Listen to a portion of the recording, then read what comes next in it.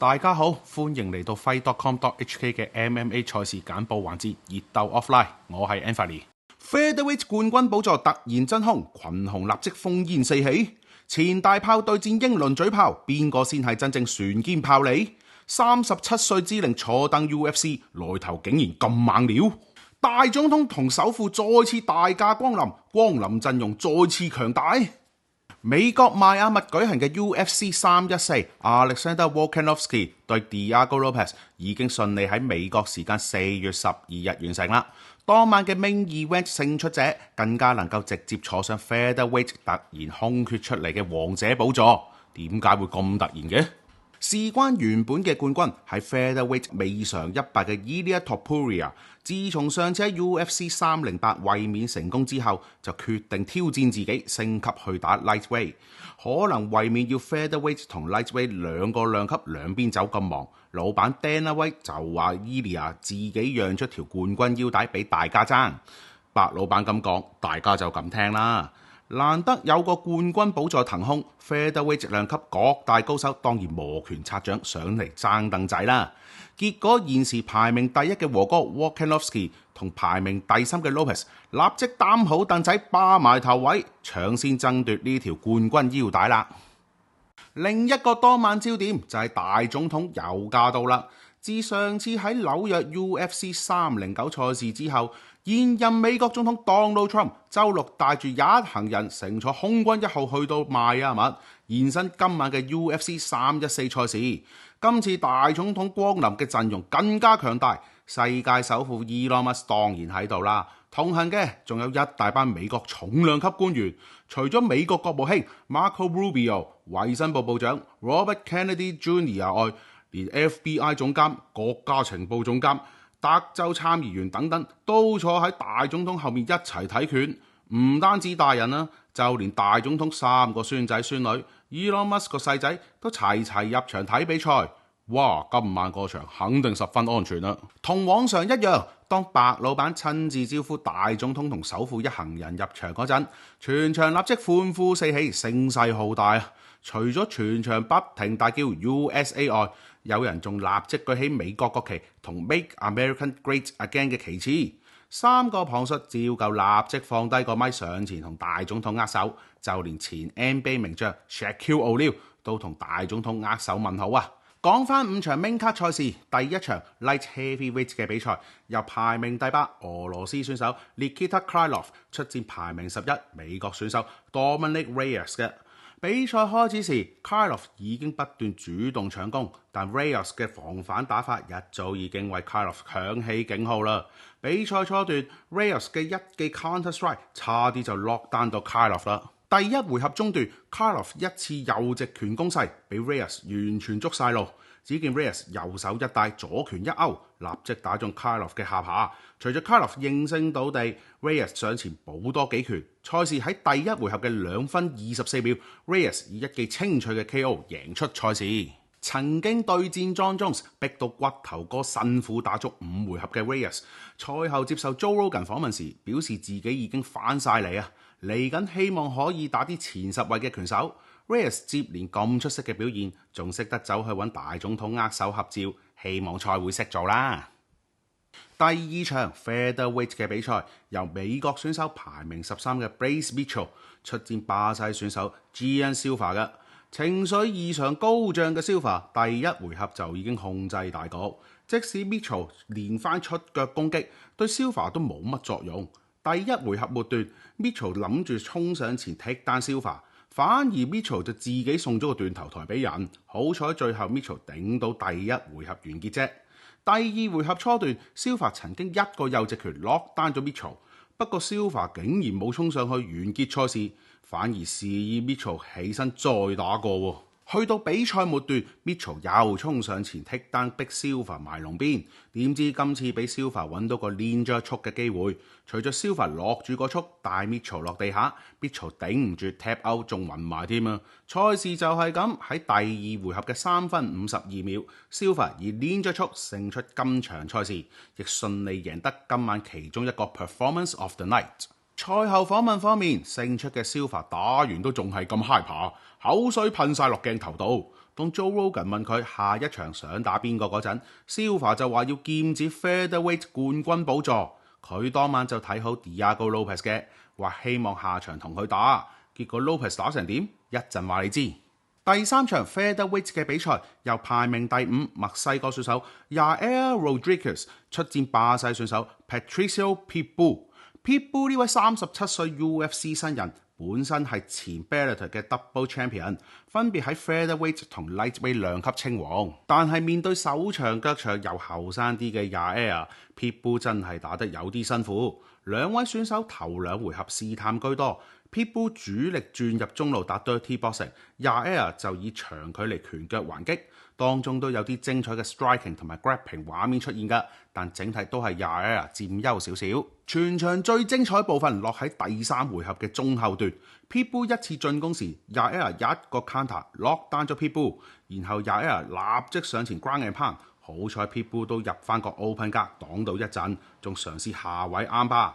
得嚟 Yair 走甩到個啱巴後 ，Pitbull 再喺下位發動力落攻勢，於是兩位選手就雙雙喺地下進行腳鎖大戰 ，ankle lock、knee bar、heel hook 乜都試齊啊！萬幸最後大家都順利完成3個回合。最後3個回合過去，呢場末段咁刺激嘅比賽，3位裁判以 unanimous decision 一致判定 Yair 勝出。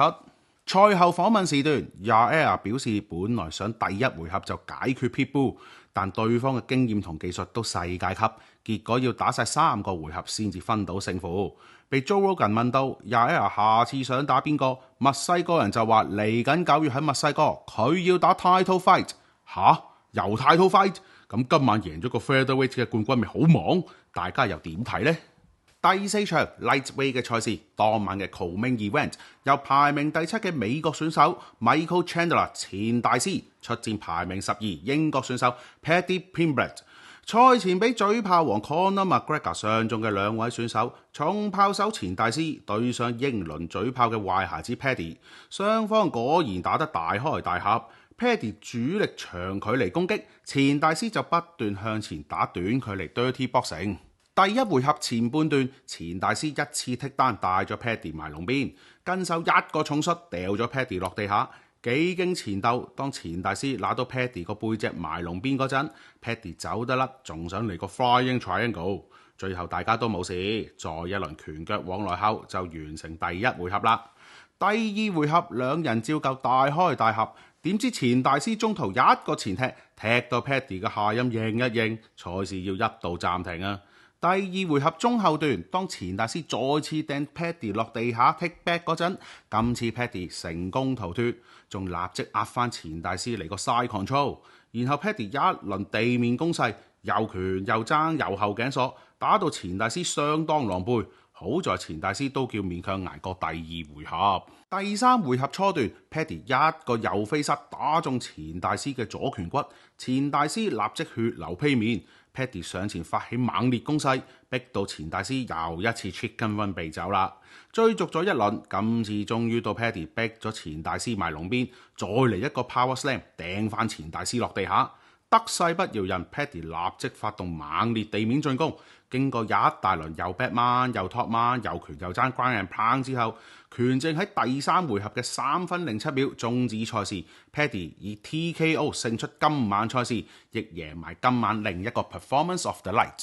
賽後訪問時段 ，Paddy 感謝佢團隊嘅付出，今次嘅勝利係佢哋整個團隊一齊贏翻嚟，更加對住鏡頭大聲咆哮問對佢有質疑嘅人，仲有冇其他問題啊 ？Joe Rogan 如常咁問 Paddy 下一次想打邊個嗰陣 ，Paddy 就話佢要打前4、前5嘅選手，當中點名包括喺現場嘅 Justin Gaethje 同當晚唔喺現場嘅拉哥 Charles Oliveira、Arman Tsarukyan 等等嘅。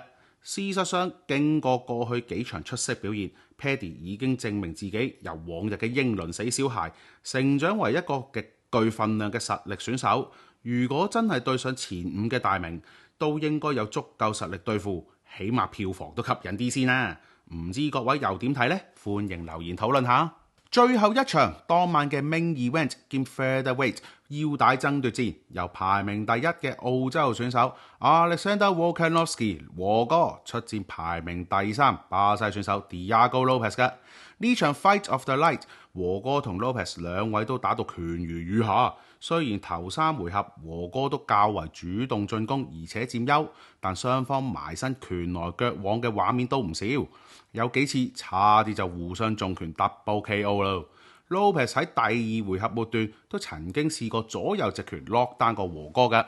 去到第4回合，雙方攻勢完全冇慢落嚟，中段 Lopez 喺一次攻勢中揾到空位，左手一揮，右手一個 uppercut 打中和哥左眼，令到和哥左眼有一段時間睇唔到嘢啊！好彩和哥後來都順利捱過第4回合。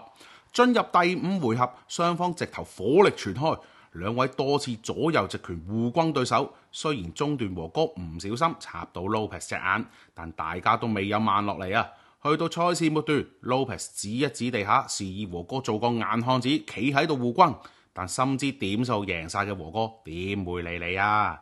最後雙方幾經辛苦捱過5個回合，3位裁判以 unanimous decision 一致判定和哥勝出，以36歲之齡再次成為 featherweight 嘅冠軍，亦打破 UFC 35歲以上嘅選手贏唔到冠軍嘅魔咒啦。賽後 Joe Rogan 上台訪問勝出嘅和哥。和哥表示好開心再次戴上呢條冠軍腰帶，更加問 Joe Rogan 幾時再上去個清談節目 Joe Rogan Experience 啊。